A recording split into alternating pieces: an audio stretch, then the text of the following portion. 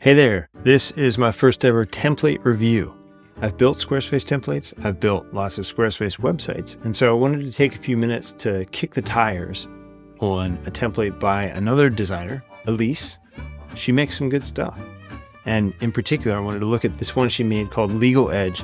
It's for lawyers, for law firms and attorneys.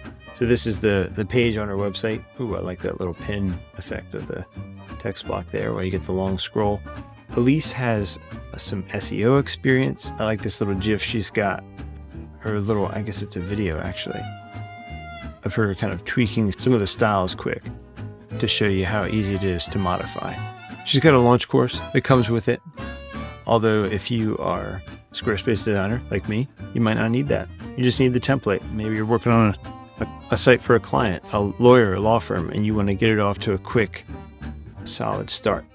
So Elise was kind enough to send me a copy of the template to play with. And so I'm going to take you through it. So homepage, nice hero section. So she's done something cool here with the background images where she uses a little bit of, let's see, look at the CSS. She uses a little bit of CSS and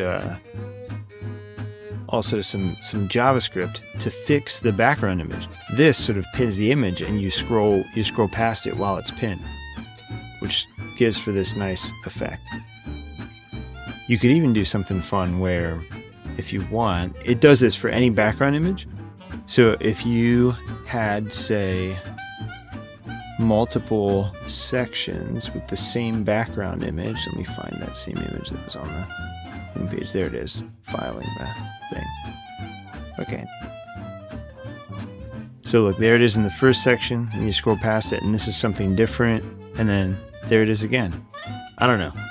That's even different than what she had. Another way to mess with it. She's also did this cool background image that's like a transparent PNG kind of running off the edge of the Foursquare diamond element. You'll see that in other places. Like if we go to the About page, you can see here she's got that element, and it's actually a Unicode character. There's a lot of cool abstract Unicode symbols that you can use. So unlike emoji, some of these Unicode symbols, you can apply whatever font color you want to them and use them to good effect as kind of like quick and dirty icons that are easy to change, sort of fit your brand without a lot of custom code. And so she did that here, and I like that. That's sort of the element. I mean, there's like a kind of a faux logo here, but then she's got this quadruple diamond design that she uses throughout that I think is cool.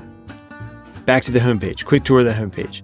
So, you know, got like the practice areas overview with link out to each practice page, a YS section with some little accordions there. I really like how this is done with like 3 color bands. I can show you, it's sort of one section. She's using like shapes there in the background, and she's got it all laid out really nice mobile wise too. So those shapes sort of stagger behind some of the images in a nice way. That's cool. You know, a logo gallery, client review, rotator, summary block, more FAQs, and a call to action before a nice, clean, minimal footer. Just a great homepage. And you can tell she knows what she's doing, not just from a design standpoint, but from an SEO standpoint.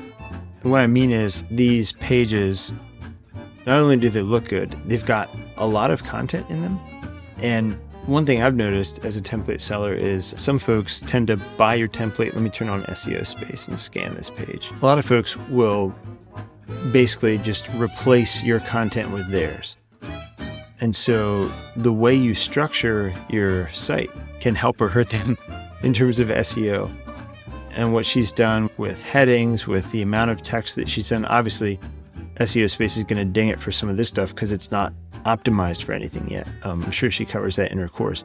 But if you just look at the word count, right, 1425 words on this practice area page. If somebody goes through and replaces every bit of placeholder content with their own unique content, it won't be a low content page. I'll put it that way.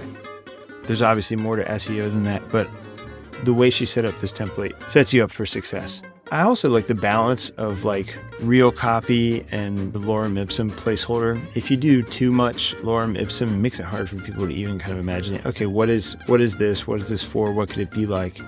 But if you do no lorem ipsum, you run the risk of folks just not changing anything, just leaving it as is. Anyway, you're not going to do that because you're a responsible web designer. But yeah, so we've got a home page. The about, it isn't an about page, it's like an about section. So there's a our firm page, which has like this nice value section with the Unicode character, like I talked about. See, she even used it here as kind of like a faux bullet point. Another thing that's nice about this site, it's all like thin lines. It feels angular and precise, and the thin line elements everywhere has that legal vibe. The vibe that you want if you're seeking legal help, let's be honest. You want somebody who crosses their T's and dots their I's. This is maybe the only section on the website that uses these content blocks, but it's used to good effect. It's your team summary, and then that links out to individual bio pages, which she has one, and then you can just duplicate it and create equivalent pages for each of your team members. I already looked at one of the practice area pages. Those are great. This is sort of the overview one.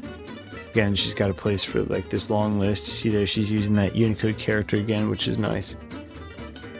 An FAQ page, a blog page with 3 placeholder posts. For this hero section, I would maybe shorten that up just a little bit, but I like how she put a subscribe section even before the blog post. There's the blog post and the CTA at the bottom of the blog. Contact page. Again, I would maybe shorten that up a little. That's just personal preference. I love this sort of split screen thing where you've got the contact info and map on one side and then the contact form on the other. It's excellent. Privacy policy and terms pages just have placeholder text and links to Termly. I've heard good things about Termly. I'm personally a fan of Termageddon. And then 404. Simple 404 page, bring me home, search thing. So, side note, Squarespace, on the Circle forum, some Squarespace employees had said months ago that updating Squarespace's internal site search feature was on their like 2024 roadmap. I haven't heard anything about it since then.